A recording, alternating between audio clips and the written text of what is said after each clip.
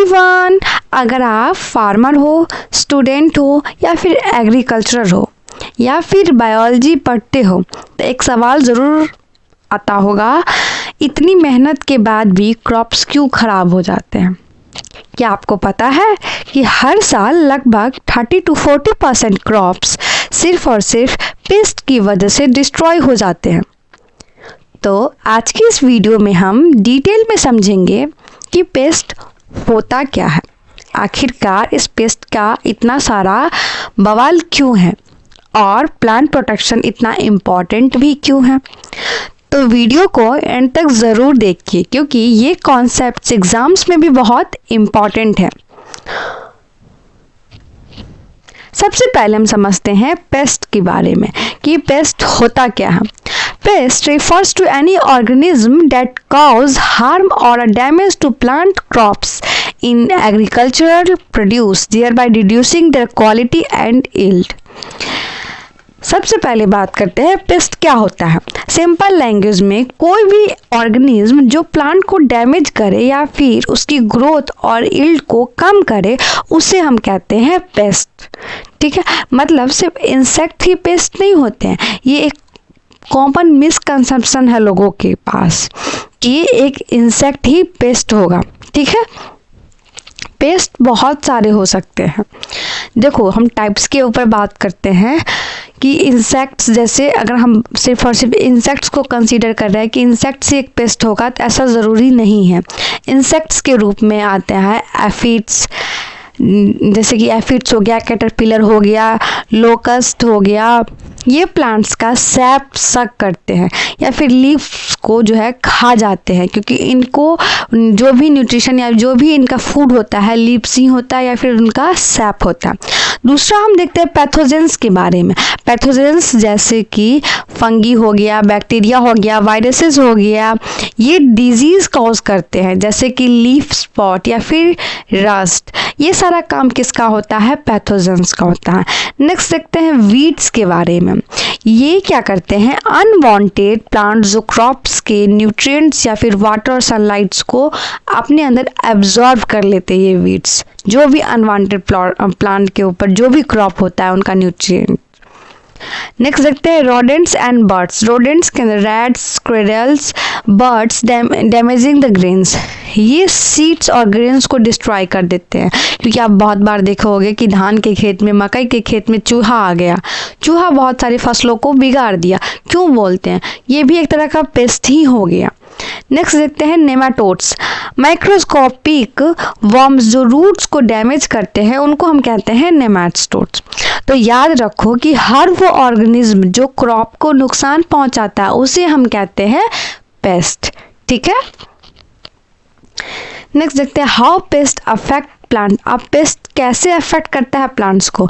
Reduce crop yield by feeding on plant parts, damage plant tissue like leaves, roots, stems, transmit disease, especially insects, compete for nutrients, water and sunlight, affect the quality of a produce। देखो, कुछ important veg में हम समझते हैं paste actual में damage कैसे होता है उसके लिए। तो सबसे पहला चीज़ है सैप को सक करना। उससे क्या होता है? सैप को जो भी सक करता है तो उसमें होता क्या है, प्लांट बहुत ही ज़्यादा वीक हो जाएगा, तो अच्छे से टिक नहीं पाएगा इन्वायरमेंट के अंदर। नेक्स्ट जानते हैं लीफ ईटिंग के बारे में। इससे क्या होता है, जो अगर कोई भी पेस्ट लीफ ईटिंग बहुत ज़्यादा कर देता है तो उससे होता है क्या, फोटोसिंथेसिस कम हो जाता है क्योंकि लीफी फैक्टर है किसका, हमारे फोटोसिंथेसिस का। इसलिए अगर जब फोटोसिंथेसिस नहीं होगा तो प्लांट को तो कोई भी न्यूट्रिशन प्रोवाइड नहीं होगा। और नेक्स्ट होता है रूट डैमेज, कि रूट डैमेज हो गया। इसमें क्या होता है, न्यूट्रिएंट अपटेक ही रुक जाता है तो ऑब्वियस सी बात है उसका जो रूट है वो डैमेज हो जाएगा। डिजीज़ फैल जाना, एक प्लांट से दूसरे प्लांट तक इन्फेक्शन चले जाना, ये भी कह सकते हैं कि वो होता है। ठीक है, अब तुमको मन में एक क्वेश्चन आएगा कि कौन से प्लांट्स को कौन सा इंसेक्ट करता है, कैसे हम।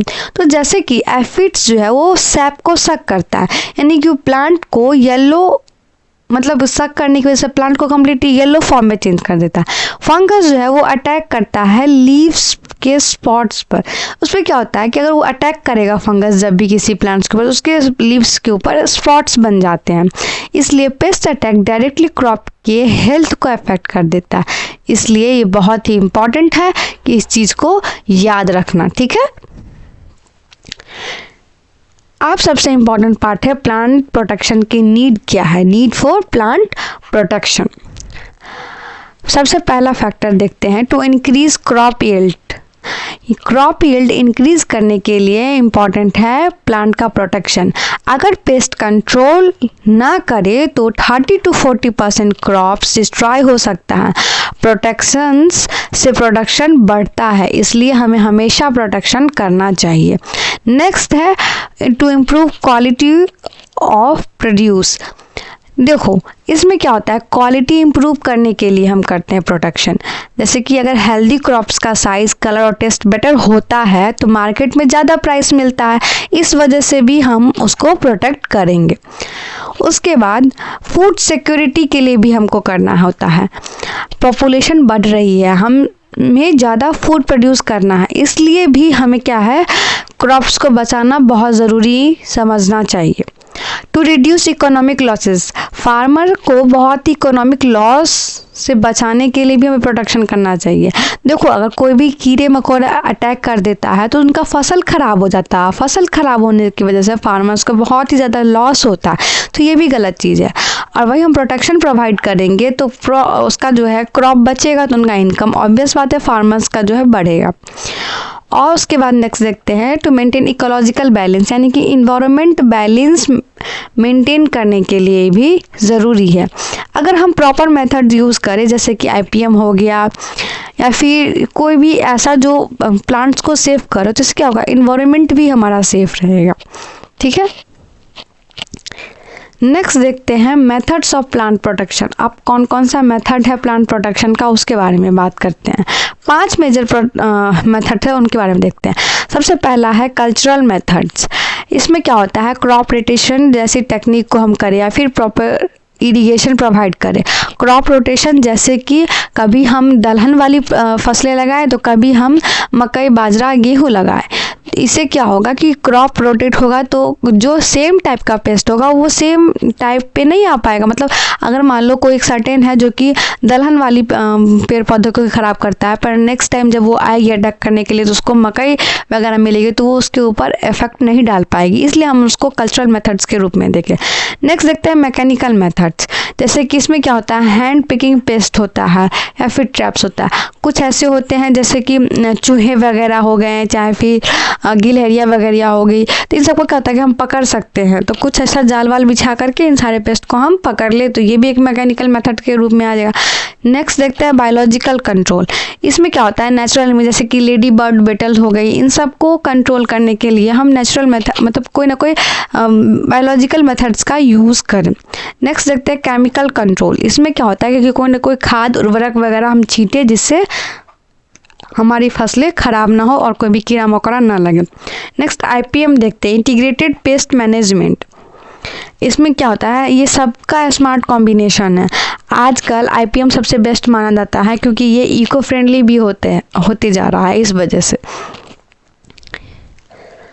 तो दोस्तों आज हमने सीखा पेस्ट क्या होता है, पेस्ट के टाइप्स क्या है और प्लांट प्रोटेक्शन क्यों ज़रूरी है। तो फाइनल एक लाइन याद रखो तुम कि healthy crops equal to proper plant protection, यानी कि हम बहुत सारे मेथड्स का यूज़ करके प्लांट को प्रोटेक्ट कर सकते हैं और प्लांट अच्छे से प्रोटेक्ट होगा तो ये हर चीज़ में हमें प्रॉफिट प्रोवाइड करेगा। प्रॉपर उस प्लांट के अंदर न्यूट्रिशन रहेगा, सारा हमारे लिए हेल्दी फॉर्म्स रहेंगे और साथ साथ फार्मर्स को भी बहुत ज़्यादा प्रॉफिट मिलेगा। तो सब कुछ कितना इम्पॉर्टेंट है। अगर आपको ये वीडियो हेल्पफुल लगा हो तो लाइक करें, शेयर करें और चैनल लैटिन एकेडमी को सब्सक्राइब ज़रूर करें। मिलते हैं नेक्स्ट वीडियो में एक और इंटरेस्टिंग टॉपिक के साथ। तब तक के लिए keep learning, keep enjoying. Thank you so much.